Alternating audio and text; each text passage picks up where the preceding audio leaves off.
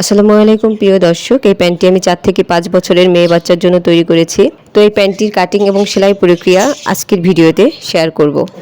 তো এই প্যান্টটি তৈরি করতে আমার কাপড় লেগেছে হচ্ছে 12 গিরা, 12 গিরা মানে 27 ইঞ্চি।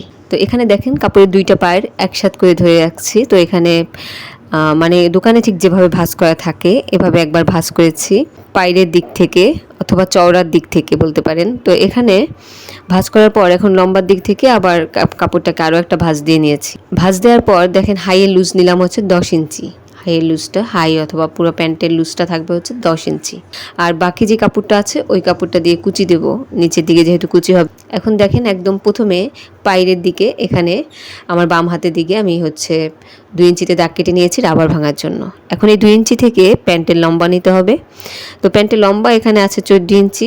যেহেতু পায়ের মোহরার কাছে 2.5 অথবা 3 ইঞ্চি কুচি হবে, তো বানানোর পরে দেখা যাবে প্যান্টটার টোটাল লম্বা থাকবে হচ্ছে 16 অথবা 16.5 ইঞ্চি।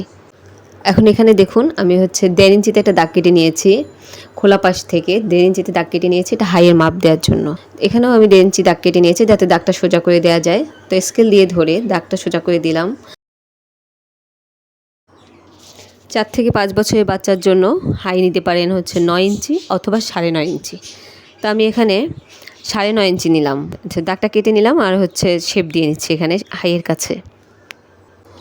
এখন হচ্ছে মোহরার মাপ নেব। তো এখানে পায়ের কাছে যে লুজ থাকবে 5.5 ইঞ্চি নিলাম, আর হচ্ছে 1 ইঞ্চি নিচ্ছি বেশি সেলাইয়ের জন্য। এখন হাইয়ের শেপের সাথে এই মোহরার যে দাগ এটা মিলিয়ে দিতে হবে। একটা স্কেল দিয়ে এভাবে দাগ দিয়ে দিতে পারেন, অথবা শেপ কাটারের এই যে যেখান থেকে একটু বেশি করে শেপ দেওয়া আছে এখান থেকে ও শেপটা দিতে পারেন। এখন দাগ অনুযায়ী প্যান্টটিকে আমি কেটে নিচ্ছি।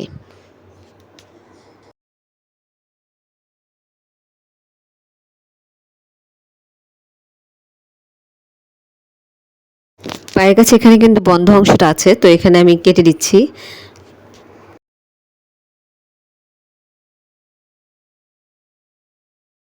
দেখেন এই বাড়তি কাপড়টা থেকে আমি কাপড় কেটে নিচ্ছি 2.5 ইঞ্চি করে।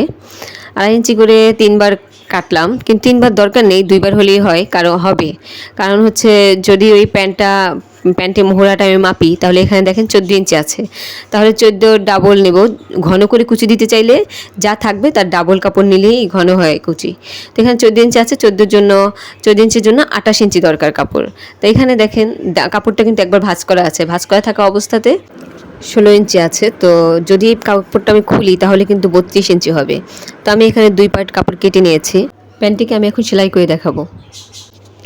কুচির জন্য নেওয়া কাপড় দুইটাকে আমি এখানে একটা পাশ থেকে এভাবে সেলাই করে জয়েন করে দিচ্ছি। জয়েন করে দেওয়ার পর কাপড়ের যে কোনো একটা পাশ থেকে আমি চিকন করে 2বার ভাঁজ দিয়ে সেলাই দিয়ে দিচ্ছি। এই সেলাইটাকে হেম সেলাই বলে। আর এভাবে সম্পূর্ণ কাপড়টাতে আমি সেলাই দিয়ে নেব।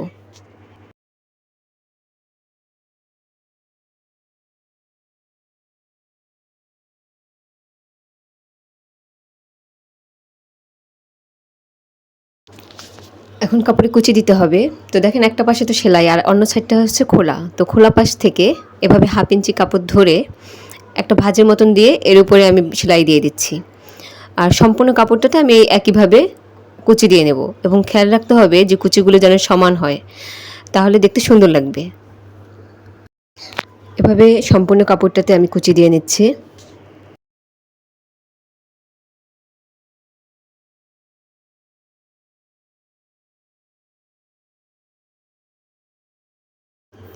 আচ্ছা, কুচিটা কিন্তু প্যান্টের পায়ের লুজের কাছে আমি জয়েন করব। তো প্যান্টের কাপড়টা সোজা পাশে রেখেছি আর কুচি কাপড়টা উল্টা পাশ করে রেখেছি পায়ের লুজের কাছে, প্যান্টের কাপড়ের উপরে। হ্যাঁ, রাখার পর এখন আমি এখানে 2টা কাপড় একসাথে করে ধরে সেলাই দিয়ে জয়েন করে দিচ্ছি।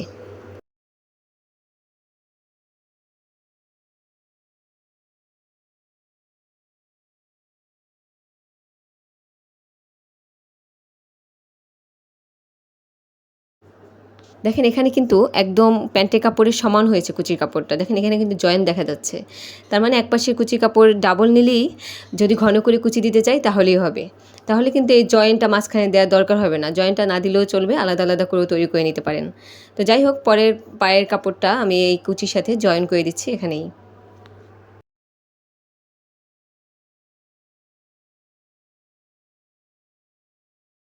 এখন কুচি কাপড়টাকে সোজা পাশ করতে হবে। আর সোজা পাশ করার পরে দেখেন উল্টা পাশে এই যে সেলাইয়ের পরে যে কাপড়টুকু আছে এই কাপড়টা উপরের দিকে দিতে হবে। উপরের দিকে দিয়ে প্যান্টের কাপড়ের উপর চাপ সেলাই দিতে হবে ওই বাড়তি কাপড়টা সহ।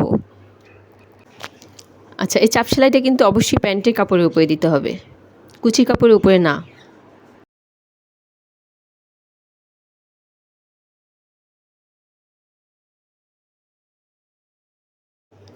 এখন অন্য পায়ের কাপড়ের উপরেও আমি চাপ সেলাই দিয়ে দিচ্ছি একইভাবে।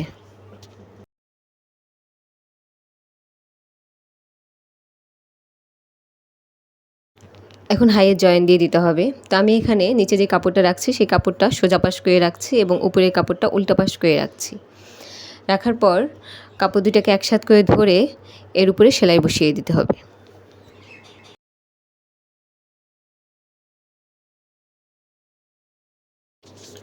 উপর থেকে সেলাই করে নিচে এখানে হাইয়ের শেপ পর্যন্ত আনতে হবে।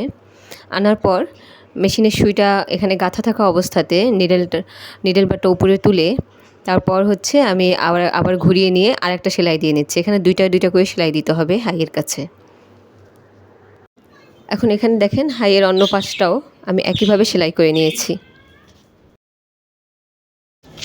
এখন হাইয়ের জয়েন দেওয়ার পরে পায়ের মোহরার কাছে সেলাই দিতে হবে। এখানে যার যতটুকু লাগে সেই অনুযায়ী মাপ নিয়ে পায়ের মোহরার কাছে সেলাই দিয়ে দিতে হবে। এখানে 5.5, 6, 6.5 রাখতে পারেন স্বাস্থ্য অনুযায়ী। তো এখানে আমি হচ্ছে প্রথমে একটা বারটেক দিয়ে নিয়েছি। বারটেক দিয়ে নিতে হবে, না হলে সেলাইটা কিন্তু খুলে যাবে। বারটেক দিয়ে নেওয়ার পর এখানে সেলাই দিয়ে নিয়ে আসতে হবে হাই পর্যন্ত। এখানে আসার পর এখানে একটা বারটেক দিয়ে নিয়েছি আর এখন সেলাইটা খুলে নিচ্ছি। আবার এই পাশ থেকে পায়ে একবারও সেলাই দিতে পারেন, কিন্তু শেপটা ভালো আসার জন্য এভাবে সেলাই দিলেই ভালো হবে। আবার এই পাশ থেকে পায়ের মোহরা থেকে সেলাই দিয়ে হাই পর্যন্ত আসছি। আসার পর এখন এখানে আরেকটা সেলাই দিয়ে নিচ্ছি। একদম হাই পর্যন্ত আসার পর এখানে ঘুরিয়ে এই পাশের পায়ের মোহরা পর্যন্ত সেলাই দিয়ে দিলাম। তো দেখেন প্যান্টটা কিন্তু তৈরি করা প্রায় শেষের দিকে। এখন রাবারটা জয়েন দিলেই হবে। তো এখানে রাবার নিয়েছি 16.5 ইঞ্চি। স্বাস্থ্য অনুযায়ী রাবার নেবেন, 16.5, 17 অথবা 18 ইঞ্চি নিতে পারেন। তো এখানে রাবারের আমি নিয়েছি 16.5 ইঞ্চি। রাবারের দুইটা মাথা একসাথে করে ধরে শক্ত করে এখানে সেলাই দিয়ে নিচ্ছি। 2-3 বার সেলাই দিয়ে নিতে হবে এখানে। নেওয়ার পর এখন দেখেন প্যান্টের এই যে উপরের দিকে এটা কিন্তু পাইরের কাপড়। তো যেহেতু এটা পাইরের কাপড়, কাজেই এখানে আর চিকন করে ভাঁজ দেওয়ার দরকার নেই। এখন শুধু রাবারটাকে এই প্যান্টের কাপড়ের ভিতরে রেখে প্যান্টের কাপড়টা দিয়ে রাবারটা ঢেকে দিতে হবে। ঢেকে দেওয়ার পরে 1 সুতা অথবা 2 সুতা কাপড় রেখে তার উপরে সেলাই দিয়ে দিতে হবে। রাবারের উপর যেন না পড়ে সেলাইটা, সেদিকে খেয়াল রাখতে হবে। তো আমি একটু একটু করে রাবারটাকে ঢেকে দিয়ে তারপর সেলাই দিয়ে দিচ্ছি। এখানে দেখেন যেহেতু কোমরের কাপড়ের ঘের অনেক আর রাবারটা তো ছোট, তাই না? এখন কাপড় দিয়ে কিন্তু রাবারটা ঢেকে যাচ্ছে,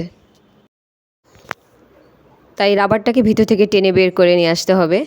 আনার পরে রাবারটাকে আবার কাপড় দিয়ে ঢেকে পাশ থেকে সেলাই করে দিতে হবে। এভাবে সম্পূর্ণটা শেষ করতে হবে।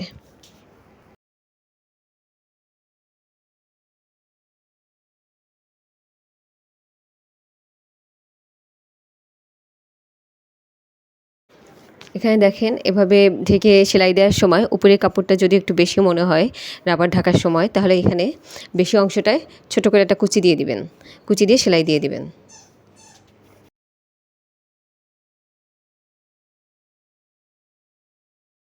এখন দেখেন সেলাই দেওয়ার পর আমি এখানে রাবারের অংশটা টেনে টেনে কুচিগুলোকে সব দিকে ছড়িয়ে দিচ্ছি সমানভাবে। ছড়িয়ে দেওয়ার পর মাঝ বরাবর একটা সেলাই দিতে হবে রাবারের উপরে। এই সেলাইটা দেওয়ার সময় রাবারটাকে 2 হাত দিয়ে 2 দিকে টেনে ধরতে হবে আর তারপর সেলাইটা দিতে হবে। এই সেলাইটা দেওয়ার কারণ হচ্ছে যদি এই সেলাইটা না দেওয়া হয় তাহলে রাবার যখন সেই প্যান্টটা পরবে তখন কিন্তু রাবারটা মাঝখান থেকে ভাঁজ হয়ে থাকবে। এই জন্য এই সেলাইটা দিতে হবে। সেলাই শেষে একটা বারটেক দিয়ে দিতে হবে। আর প্যান্টটা তৈরি করার পর এমন হয়েছে এবং এর লম্বা আছে 16 ইঞ্চি।